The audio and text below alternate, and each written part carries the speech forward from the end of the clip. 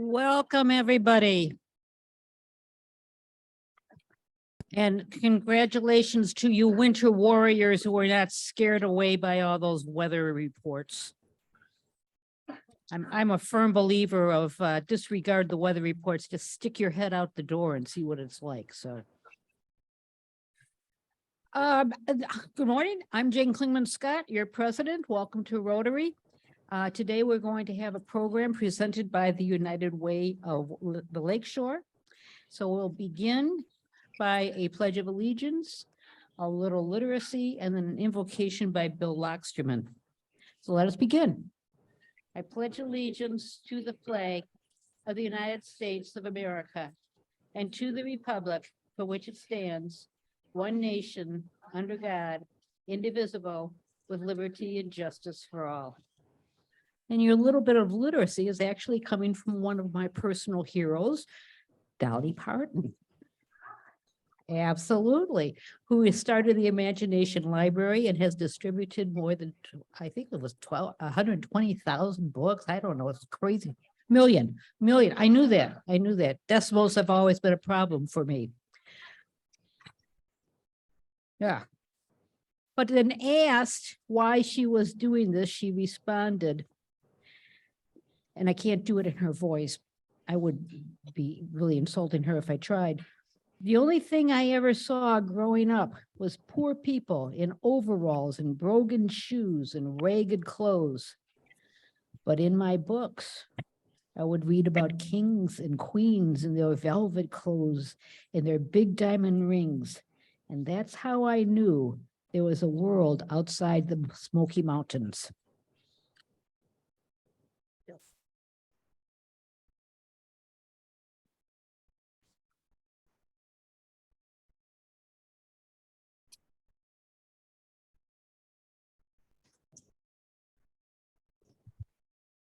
Hi, everybody. I think of all Rotarians as teachers, just by virtue of following the four-way test. So it'll make sense when I read this. When Mrs. Klein told her first graders to draw a picture of something for which they were thankful, she thought how little these children who lived in a deteriorating neighborhood actually had to be thankful for. She knew that most of the class would draw pictures of turkeys or bountifully laden Thanksgiving tables. That was what they believed was expected of them. What took Mrs. Klein aback was Douglas's picture. Douglas was so forlorn and likely to be found close in her shadow as they went outside for recess. Douglas's drawing was simply this: a hand, obviously, but whose hand? The class was captivated by his image. I think it must be the hand of God that brings us food, says one student. A farmer, said another, because they grow the turkeys. Looks more like a policeman and they protect us. I think, said Lavinia, who was always so serious, that it's supposed to be all the hands that help us, but Douglas could only draw one of them. Mrs. Klein had almost forgotten Douglas in her pleasure of finding the class so responsive. When she had the others at work on another project, she bent over his desk and asked whose hand it was. Douglas mumbled, "It's yours, teacher." Then Mrs. Klein recalled that she had taken Douglas by the hand from time to time. She often did that with the children, but that it should have meant so much to Douglas. Perhaps, she reflected, this was her Thanksgiving and everybody's Thanksgiving. Not the material things given unto us, but the small ways that we give something to others. Thank you, Bill. That was absolutely lovely. Please enjoy your lunch. We will reconvene with the program in about 10 minutes.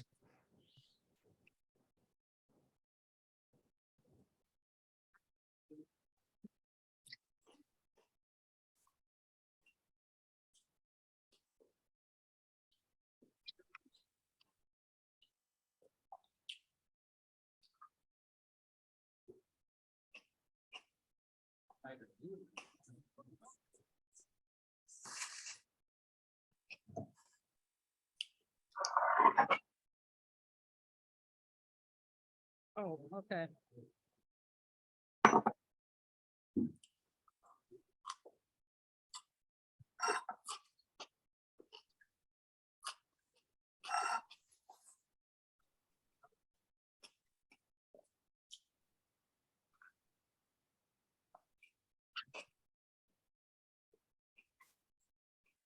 And so we will begin. We have a lot of guests visiting us today. So let's welcome them up. Kim Boersma has a guest and Rich Hodman, Christine Robert, Rob Taylor. I have Darlene Collet, Bill Locksterman, and Kurt Babcock all have guests. Okay.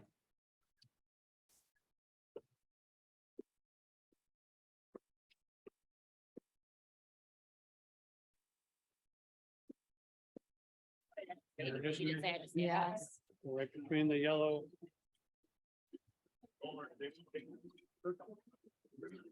Hi, today my guest is Logan Glendenning, who is an assistant professor at Northern Michigan University and also my daughter.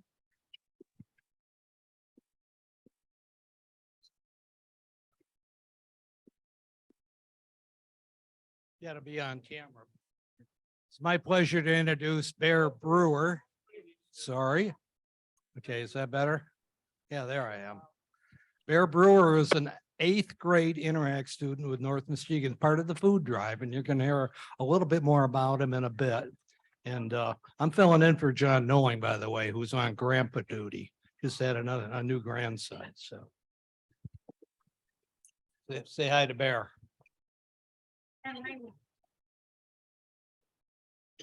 And Raina is also, obviously, you have determined, Bill and I both got a email this morning, so we're kind of off guard here, but we will be telling you more about them later.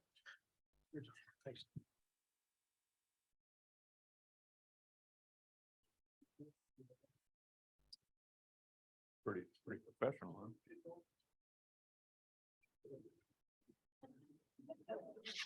My guest today is Andre Williams. He's been here before, and I think I was in a meeting with him this morning, and I think Orville Crane was channeling through me because I suddenly blurted out, "Hey, you want to come to lunch?"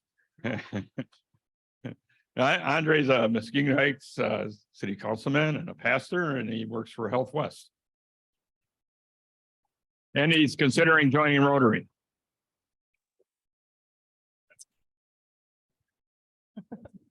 What's that? There we go. This is Danielle Risley. She's one of our teachers. She teaches Interact, and you're going to find out a little bit more about her in a little while when she's inducted as a new Rotary member. Right up in there tomorrow.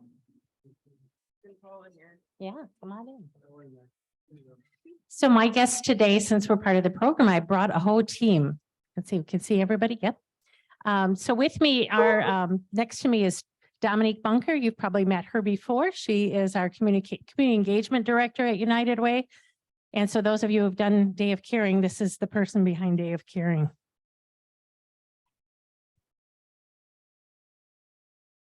And next to her is our newest person on staff. I'm going to talk a little bit about that in our program. It's Miranda Paget, returning from Florida. She'd worked here at Every Woman's Place for 5 years and is now back as our new housing and homelessness coordinator, network coordinator at United Way. So welcome, Miranda Paget. And then Jana Rout. You've heard me over the course of COVID talk about all the emergency cases and the housing and the hoteling and the work that was going on. Jana Rout is the person, she's our emergency services director and labor liaison at United Way. And she's the one who's been fielding and still fielding many of those calls. So welcome, Jana. Don't go too far, Christine. Tim Arter is going to introduce our program. And there's.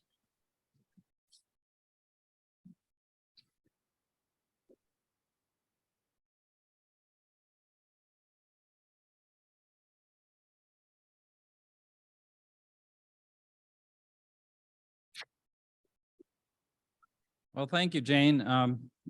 Today we have our speaker. Well, I'll be talking about United Way, one of the great pillars that we have in our community. And I'm looking forward to that presentation. Christine Robert became the first female president and CEO of United Way of the Lakeshore in January 2003. As the leader of this 100-year-old community change organization, she speaks for the local board and donors on human service needs, impact, and the importance of community leadership. This is her 29th year as a United Way professional, having worked previously for the United Ways in Midland and Gaylord, Michigan. Prior to the United Way, she served the people of Michigan as Senate staff to U.S. Senator Carl Levin. As a Michigan native, Christine received her bachelor's and master's degrees from Michigan State University in public policy analysis and social work. She and her husband Marv have 3 adult children, Sean, Matthew, and Aaron, and have 5 grandchildren. Welcome, Christine.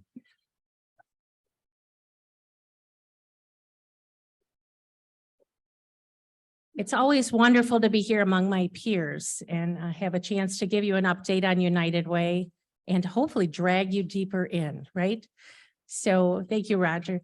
Thank you, Tim, for that introduction, and go green. There is that. We're into the United Way, not the divided way. So we'll go with that. Thank you for the opportunity to share this update. Rotary was a key partner 104 years ago in creating this United Way and continues to be a key partner every year since, including sending the largest group this year of volunteers. And you know how many times that John Noling asked you to volunteer to be part, not only the largest group, but the largest organizations of sending groups to Day of Caring. And Day of Caring is the kickoff of our season of caring, where we go out and ask people to give back to their community, to volunteer their time and their resources to help. So let me start though by sharing briefly our annual video that will highlight just 3 of our partner programs and priorities from this year. I've been a part of United Way for over 25 years as a donor, volunteer board member, and committee member. We'd like to share a few stories specifically of how United Way has had a great impact right here in Muskegon County. My name is Christine Patterson. I work at Catholic Charities West Michigan here in Muskegon as a substance abuse and behavioral health therapist. People who don't have insurance or whose insurance doesn't cover a particular program, or high copays that they can't meet, all of those things go into being able to seek services for substance use treatment, mental health, depression, anxiety, trauma, domestic violence, all of those things. And there's a huge need in Muskegon. Safety isn't just, a safe place to stay or, food or water. Safety is being able to feel safe with people.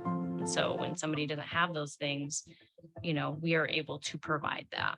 When people share with me like how they were able to go to a daddy-daughter dance, how they were able to actually purchase presents for their kids for Christmas, how they were actually able to be there for Christmas. We don't have to shut the door on anybody who can't afford it.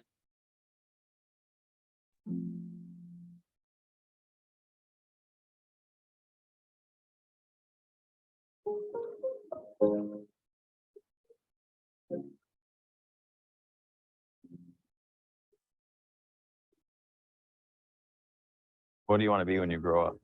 I'll be a police officer or a 5-star chef or an artist. Out of all the things we've ever done, what do you think is your most favorite? Fishing. Fishing? Yeah. Yeah. What would be like a close second? Probably doing like go-karts and beating you. Yeah. Beating me? Not a chance. Sometimes I'll let you. No. And the first couple times we were matched, I would walk in there and his alarm would go off. His grandma told me like, yeah, like he's been setting his alarms because it's something he looks forward to. That was just something for me that just like was pulling on the heartstrings, I can't believe that something like this has happened to an 8-year-old boy, We were able to come into each other's lives and now we just have like a super good friendship. Like he even calls me like his brother. The program is definitely worth it. And if you're interested in getting involved, I would definitely just take that leap of faith. It definitely changed my life. Every time I get to hang out with him, it just gets better and better. So I love it.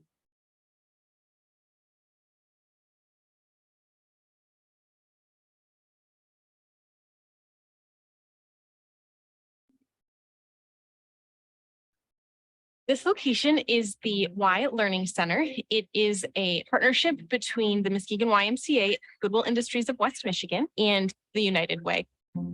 Muskegon County has a large population. On top of that, we also have several areas within Muskegon County that are considered childcare deserts. And so one of their goals that they set for themselves in 2020 was to increase spots. Have a safe and secure professional place to go to for my son when I'm working gives me like peace. I feel like the Y Learning Center is family because if I didn't look at it like that, I wouldn't trust to leave my son. This is like a second family. I love my children and they're like, they're my own. I'm getting emotional now thinking about them leaving next week. We intentionally created a culture that has that family space to make sure that our employees reflect the community and how they're serving and where they're from. Plenty parents come and say thank you. Just thank you for the care that we give their child. And that just touches me to know that they appreciate what we're doing. Y Learning Center is really like a group of other parents, aunties, and things like that to step in and like help when you have to work or school or whatever it is you have to do. It's not just a business relationship, like they really care. We are now at our capacity of 68 because that need is still there and we have wait lists for all our classrooms, so we need to continue to serve.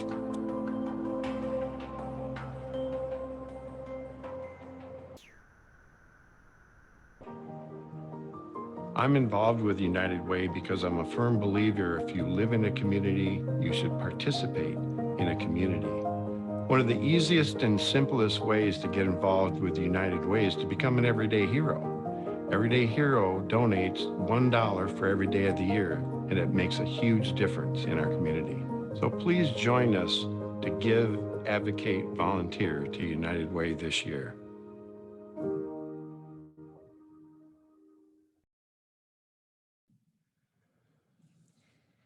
So you see highlighted this year, real concern about mental health. We all are seeing that in our families, in our neighborhoods, in our workplaces, in our community, a lot of issues of concern around the mental health of people around us. So to know that there are agencies in the community to refer people to, simple phone call away through 211 to connect with all of the resources. Youth mentors. So the second story about the young man and connecting. And I can tell you that the volunteer need is huge through all of our agencies. We need volunteers back helping with all of the agencies, and you connect quickly to United Way website. There's a volunteer link within there to quickly make that connection to the needs of the community. Or you could just hit up Dominique over here. She'll connect you as well. That story, and the second story is some of you know the young man, and it was started as a domestic violence issue in our community. So it really captures a couple of our agencies and the need to really help families on the front end of the problem instead of waiting until there's a tragedy that impacts the whole family system. And then the third one, really removing barriers to get people back to work. People can't work if there isn't childcare, and it hits all of our pillars. We need quality childcare. So the kids are getting in that preschool time, are getting ready for school, and we need available, affordable, so that it hits our income stability area. And then we need safety. We need a very safe environment for our youngest. And so really hits all areas, education, income, and health. But these are 3 programs that we highlighted of about 54 agencies and 78 programs that are funded that we consider our family partners, and that are they're really delivering on our collective impact work. And so I know we have some agencies here. Maybe raise your hand if you're a partner agency of United Way. Yeah, Rescue Mission, yep. And hospice, I see, and REM with MAP with MAP. That's right, you're on the board of MAP, but you also are at Hackley Community Care. So in a lot of ways, we weave our work throughout the community with the public nonprofit agencies and the funded nonprofit agencies and and the church organizations in the community and the neighborhood associations. Last year, 114,000 individuals were served. 1.4 million was invested in programs and services that improve education, birth to career, remove barriers to income stability, so that families are like housing, childcare, transportation, and then also improving the health and community sense. Those dollars that we invest also leverage another $3.2 million through grants and other resources to agencies. About 17,500 volunteer hours were recorded, and we know there's so many more than are recorded, and about 6,000 volunteers. Our 211 helpline reported 21,000 calls for help. United Way is a local organization with a local board of directors led this year by Kathy Moore, our board chair. And I think we all know her as a past president of Rotary. But there's several United Way board members who are Rotarians. Would you raise your hands? Current board members and maybe some of our past board members?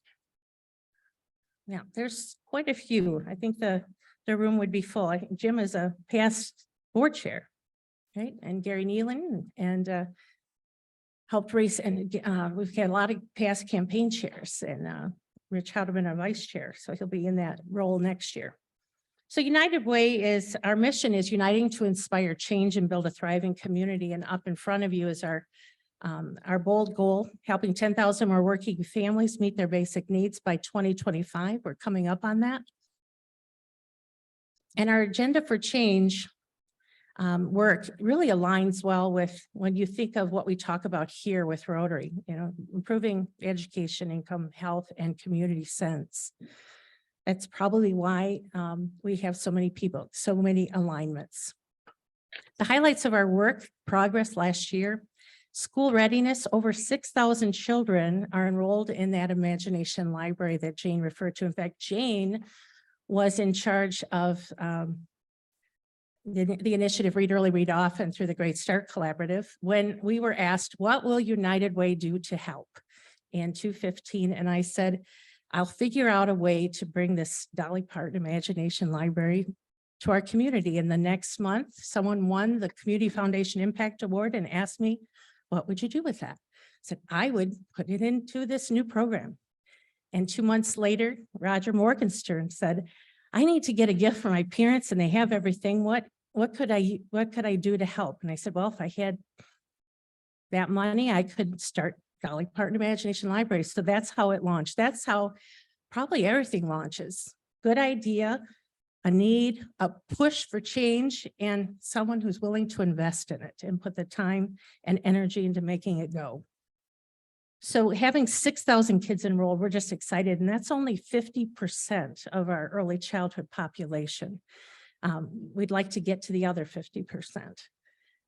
100% of parents report reading more frequently that are enrolled in the program. 71% report reading daily. And we know that that's the #1 indicator of school readiness, is that a parent is reading with their child. So we've had a problem getting at 3rd grade reading. We've attacked it with after school programs. We've attacked it with Reading Corps.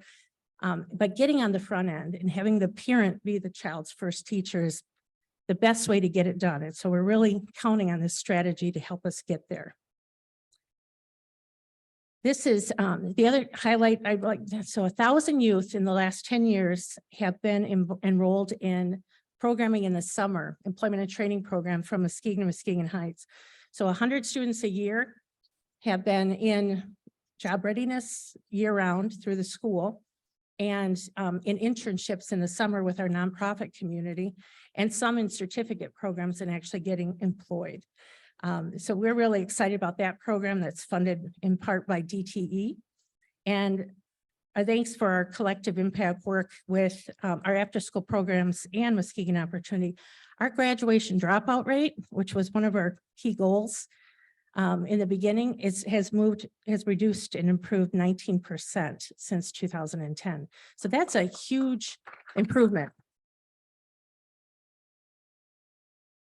Employment is stabilized for the first time, and in many areas, the wages are up and individuals can find steady work. And we're finding ways, employers are finding ways to hire people that have been really hard to employ in the past. And that's certainly been a huge part of our work this year. And while we continue to work with you and the community and agency partners on these issues, one that has risen to be the greatest challenge is housing. And I know you heard me talk time and time again each Thursday on some of the housing challenges we were seeing with COVID. Well, they haven't gone away. And so there's bigger issues. So getting your hand around some of the data, 52% of children in Michigan whose families rented in the last couple of years, were cost burdened, meaning they're paying more than 35% of their income for housing. And that's getting worse and worse with the costs rising. Only 26% of Black children live in a house that is family owned. And with home ownership being a key to building wealth and family wealth and neighborhood stability, too many are being left behind. In Muskegon last year, data on homelessness, 492 individuals experienced homelessness, and we know that those numbers are understated. 396 adults, 95 children, 57% were male, 41 female. 377 households experienced homelessness. And this is a count of the literally homeless, which means there are people that are doubled up. And so they're not counting in our point in time survey. For over 20 years, the agencies that have been a part of the homeless continuum of care have worked together in this work to try to end homelessness. And at different points, we really felt like we've made some significant progress in this work. As I've reported to you during COVID, it's certainly growing to the point of critical need. So this year, through funding support from the City of Muskegon, the County of Muskegon Veterans Affairs, the Community Foundation, and Trinity Health, United Way created and hired a housing and homeless network coordinator, Miranda Paget. And as I mentioned in her introduction, Miranda brings 7 years of experience in this work, so she's going to get those underreported numbers correct and help us rebuild for the future. And I want to highlight a person in the room, another person in the room, Jamie Hecker. Would you stand up? Jamie is and has been the chair of the Homeless Continuum of Care Network for quite a number of years. And we really appreciate her work in the collaborative to keep it going during some of the most challenging times. And you know, she works at Public Health, so her other job was leading a lot of us through the testing process and the vaccination process. So a very, very busy community servant indeed. And a lot of that work is volunteer. Together with our partners of agencies, we're rebuilding and reinvigorating our work to collectively end homelessness in our community. And that's really, when we look at the number of veterans who are still homeless, the number of families who are homeless, the number of disabled individuals who are homeless, and some of the chronically homeless people in our community, Jana is always working with. So we're so excited. We're building a brand new senior low-income housing project right across the street from the United Way building. One of our agencies is investing in that. But believe it or not, some of the rules are in place that some of our very low income seniors will not be eligible for that because their income is too low. And so there's constant challenges for us to, as a community, to figure out how do we build to the right needs. So I think it was 2 weeks ago, the Community Foundation was here talking about the housing assessment that's being done.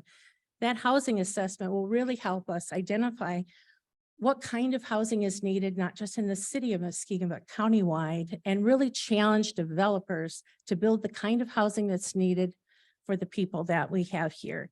And this data gives us what we need to go and talk to our representatives of government so that we're drawing down the kinds of resources that our tax dollars should be paying for, so that the donors' dollars can go in other places. So we're really looking at this as a multifunctional system approach to solving the needs of the homeless in our community and creating adequate housing for our workforce and people who are disabled and people who are seniors. So that's my that's my big push to you is to join us in building safe and stable homes.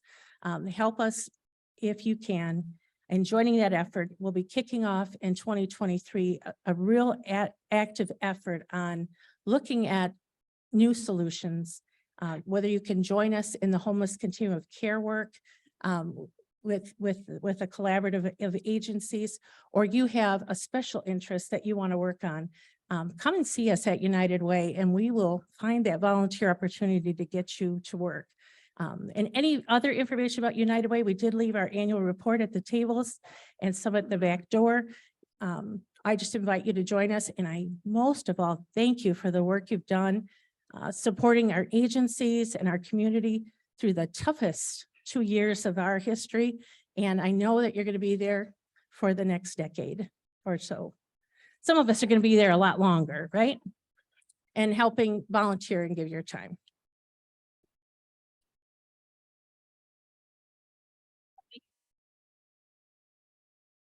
Thank you, Christine.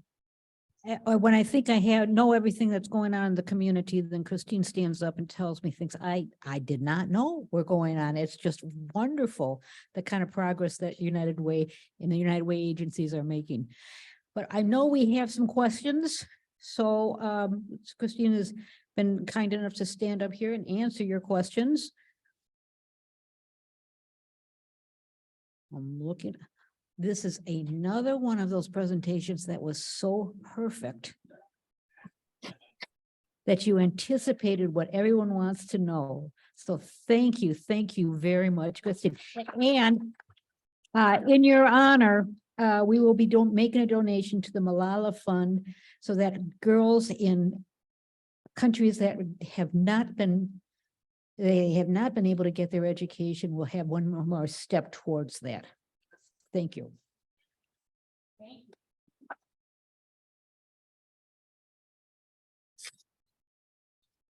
Oh, we've got a good birthday list.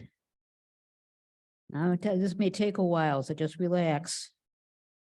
Janine Hoyer has a birthday on November 17th. That's today. And where's the rest of my list? Oh, my goodness. Chris McWagan, November 18th.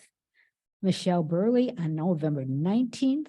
Rachel Fawcett on November 20th, along with Diane Flesser and John Rubert and Brianna Scott.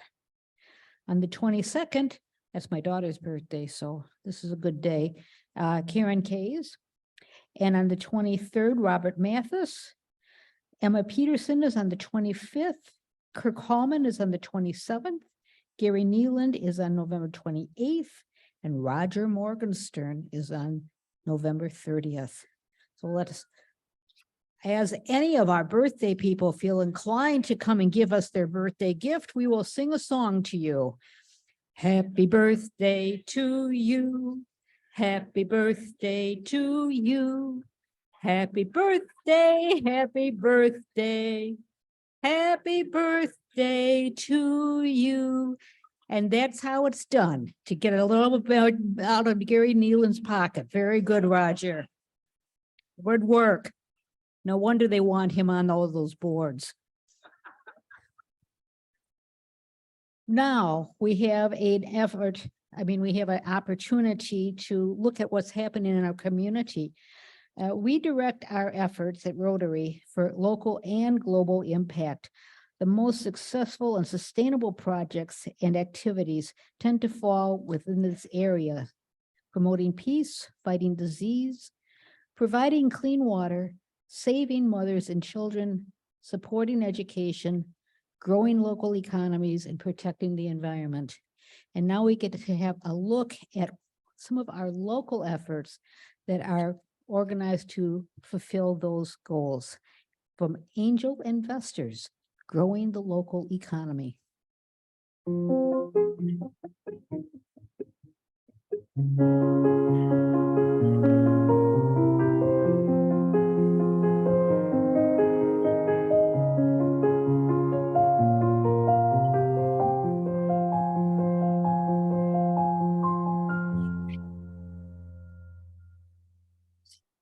I'm Eric Seifert. I'm a financial advisor. I work with the Muskegon Angel Investment Group as the administrator. Muskegon Angels was formed in 2013 by 25 local entrepreneurs to assist with creating and retaining jobs in Muskegon County. There's a tremendous trend afoot right now. Some have referred to it as the silver tsunami, where us aging baby boomers, I'm being one of them, are looking to get out of business. And the baby boomer generation is by far the largest business owning generation. So we're looking at the prospect of losing local business ownership as some of these businesses sell out to large national corporations, private equity groups, and whatnot. Commonly, an entrepreneur will exhaust his funds or have funds limited that wouldn't make a opportunity investment happen. So my angel group will look at these type of opportunities, come alongside, invest their equity along with the entrepreneur's equity to make a deal happen. Sometimes they're startups, but more recently they're existing businesses in our area that could possibly be purchased by outside interests. Our main goal is to keep business ownership local. Once a business is purchased by outside interests, a lot of times the volunteerism, the local charitable giving drops off significantly. And sometimes the new owners want to ramp up the business, which puts it in a riskier situation. Look at the Art Van and was a very successful family-owned furniture chain, the largest in the Midwest, bought by an experienced private equity firm out of Boston. Their goal was to double sales in 2 years. Today, they're out of business, unfortunate. Thank you, Eric. And thank you, Eric, for letting me know that I have passed from the baby boomer group to the silver-haired group. I didn't have to go very far. Today we have an induction. So if Kurt Babcock could come with your inductee, we will be happy to welcome a new member into our group.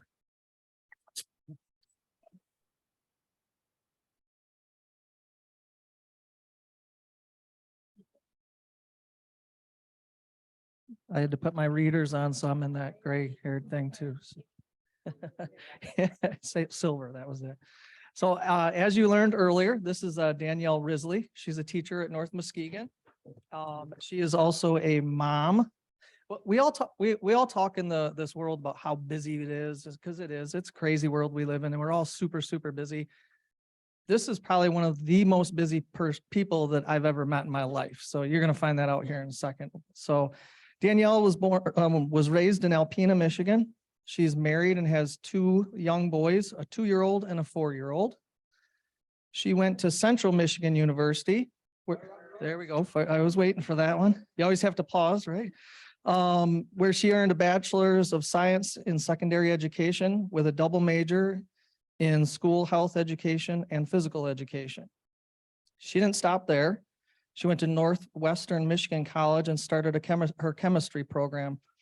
She finished that at Baker College here in Muskegon, where she added that chemistry endorsement. So you can see that Danielle's a pretty valuable teacher for North Muskegon. She's taught lots and lots of different things.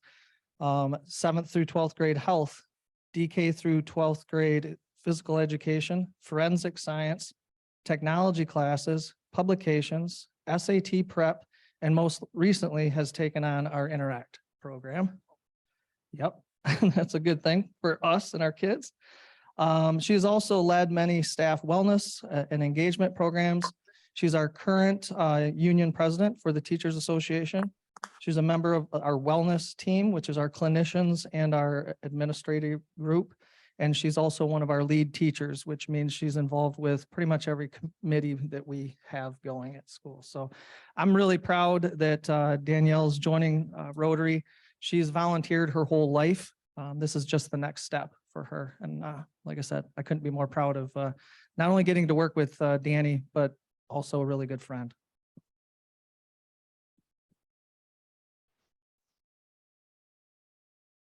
Don't go away. You're not done. You're not done. Yeah. First obligation of a Rotary person is to stand there until you're dismissed. The power has definitely gone to my head. Fellow Rotarians, it is the duty of our Rotary Club to add new members from time to time so that we may not only increase our usefulness and influence as a club, but also to extend the spirit of Rotary throughout the community. Today, I welcome to our ranks and admit to our membership, Danielle. You have been elected to membership in this club because your fellow members believe you to be a worthy representative of your calling, and also possess the qualities that will permit you to exemplify the true spirit of Rotary in your public, business, social, and private life. I wish to impress upon you that you have been admitted not only to the Rotary Club of Muskegon, but to a worldwide association. And by virtue of your membership in this club, you will be welcomed into the fellowship of any Rotary Club in the world. The honor and privilege of Rotary membership carries with it duties and obligations. You will be expected to attend the club meetings regularly, to perform your share of club service, and to place your knowledge and talents at the disposal of the club in its task of carrying the principles of Rotary into the daily life of the community. I ask all members to rise. And Rotarian Risley, in the name of the Rotary Club of Muskegon, I now formally admit you to membership of this club and affix to your label our emblem. Fellow Rotarians, I commend to you our newest member and charge you to welcome her.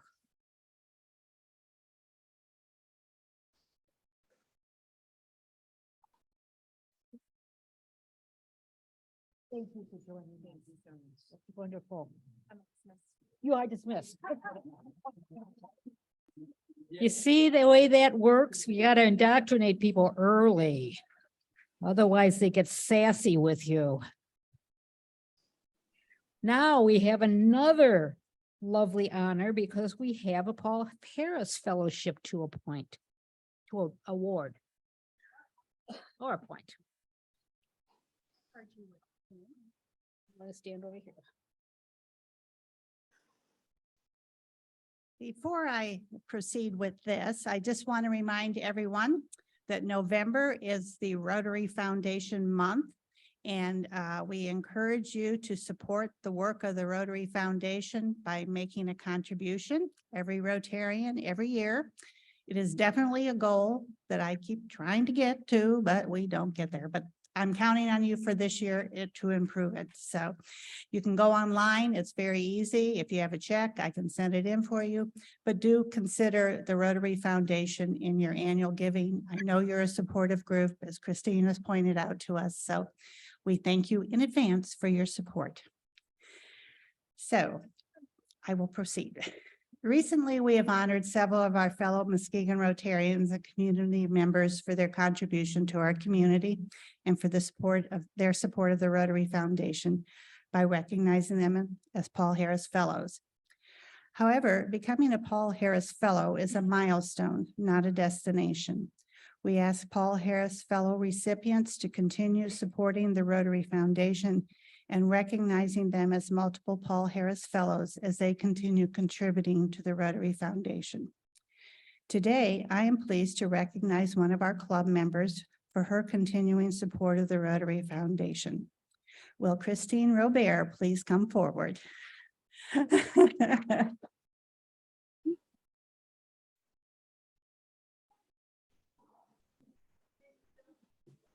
I wanted to surprise you. I love guessing who it is. Okay. Christine, you are being honored today as a multiple Paul Harris Fellow and special appreciation for your continuing support of the work of the Rotary Foundation and the many ways in which your life exemplifies the humanitarian and educational objectives of the Rotary Foundation. Therefore, on behalf of the President of Rotary International and the Chairman of the Trustees of the Rotary Foundation, I'm pleased to recognize Christine Robert as a Paul Harris Fellow +1 recipient. President Jane will now present you with a multiple Paul Harris Fellow lapel pin containing 1 sapphire in appreciation for your support of the humanitarian and educational objectives of the Rotary Foundation. Christine, please accept our congratulations and sincere appreciation for your commitment to our shared goals of world understanding and peace. Rotarians and friends, please join me in congratulating Christine Robert as a Paul Harris +1. Congratulations.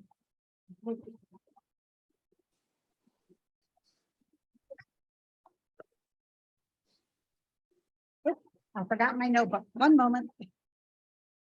No, I forgot that. My notebook for the next one.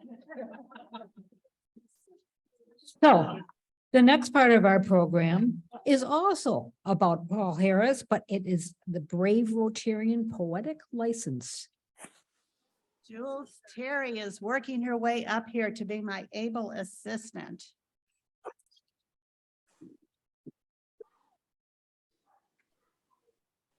Oh, they're over here. There's plenty, so be careful. So select one and let us know who will be leaving our Poets Corner.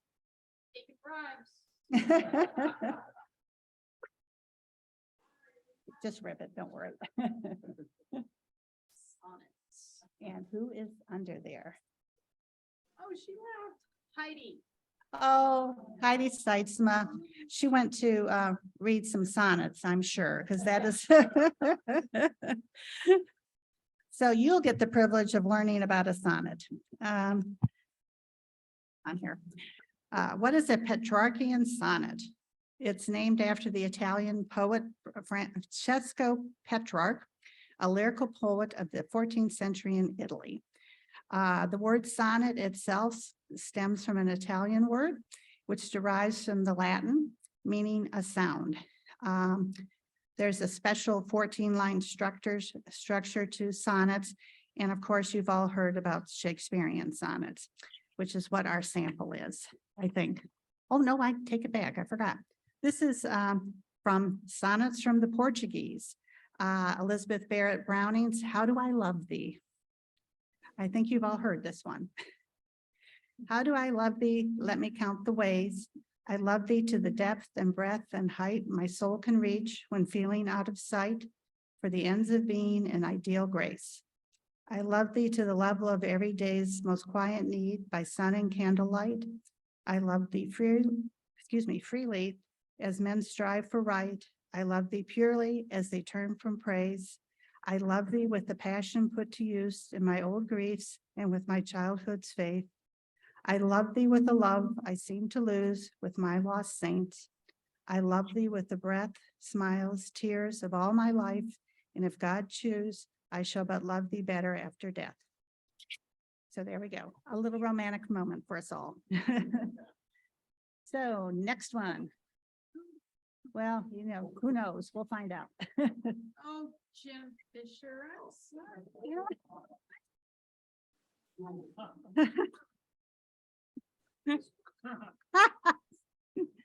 Imagery. Hold on here. Where is it? Here we go.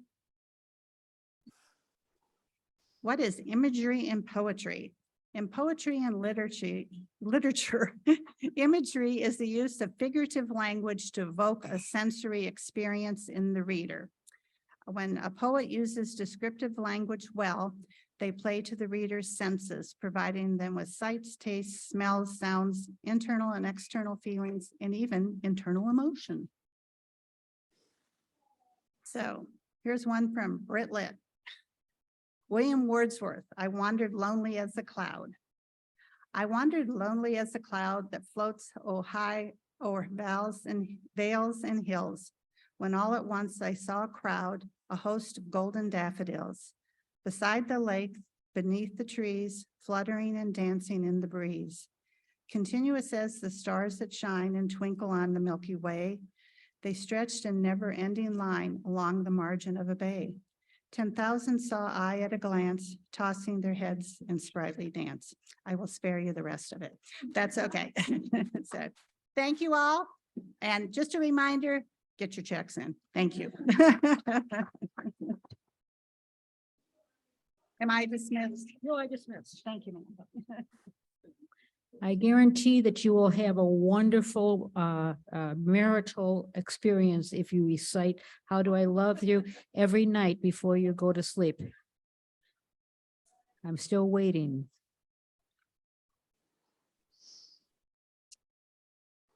So now we have some announcements. First announcement is that we have announcements from our North Muskegon Rotaractors.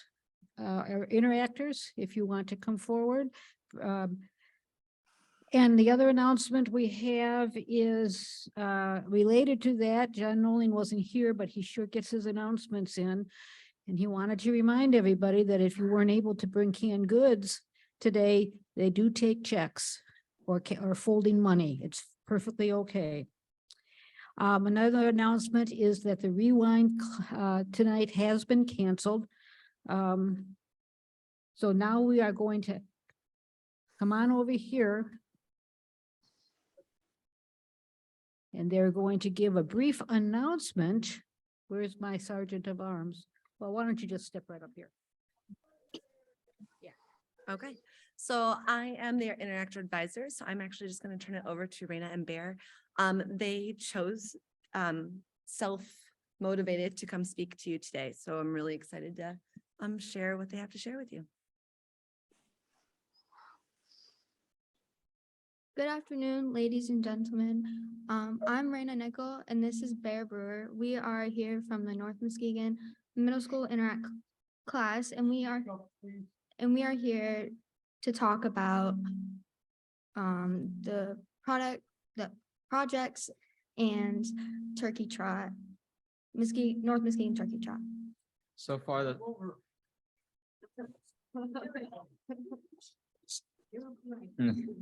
so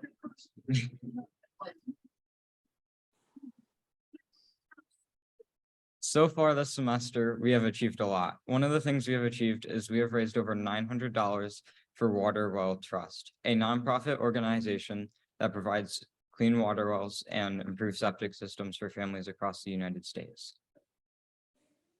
We also have a suicide prevention group. They have raised overall $1,500. Their plan is to give 5th through 12th grade hashtag Be Here Tomorrow shirt to support the message. 2 days ago, we went to the animal sanctuary, Howling Timbers, and we helped process food and clean up after the animals. About 2 months ago, we planted the 50 trees that you guys donated at the Bear Lake Nature Preserve. Tomorrow will be the 5th annual Turkey Trot, where we do a 1 mile walk run and a can drive. So far, we have 3,000 food items we're going to donate to the Muskegon Rescue Mission. Thank you for all that you've brought, and thank you for your donations from last week and today. Thank you for your time and immense support.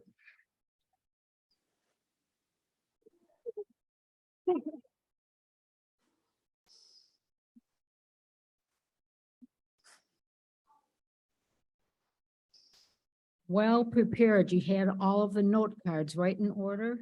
That is how you make an announcement. Thank you. Now we will go to our raffle. And that's Mary Beth is going to make somebody happy.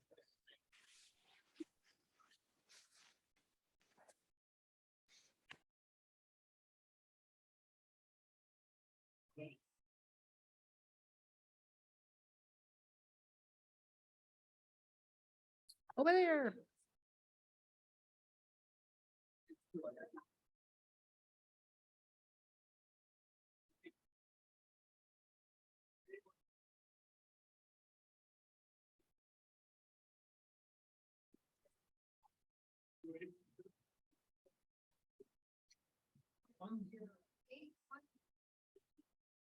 All right.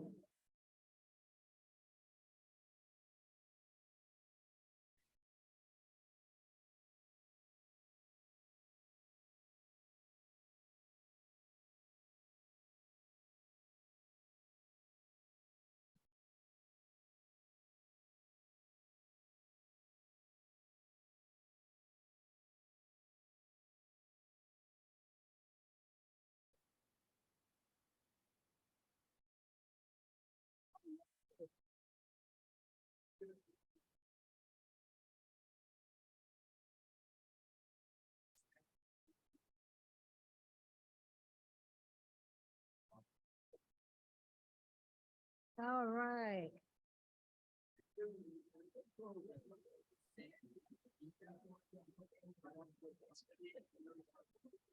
Now we have 3 people leaving a lot happier than when they came in. I want to thank all of our guests for joining us. Logan, Chris, Dominique, and Miranda. Our students, Bear and Rena, and Danielle, our new member, and Andre Williams, our prospective member, Jana, Miranda, and Dominique. Thank you all for coming. Thank you all for coming. And remember, next week you'll be having dinner with your family, not with us. If you show up, they might be able to scrounge a peanut butter sandwich, but you're better off eating turkey at home. So we will see you in 2 weeks. And we will end the meeting with our 4-way test. For the things we think, say, or do, is it the truth? Is it fair to all concerned? Will it build goodwill and better friendships? Will it be beneficial to all concerned?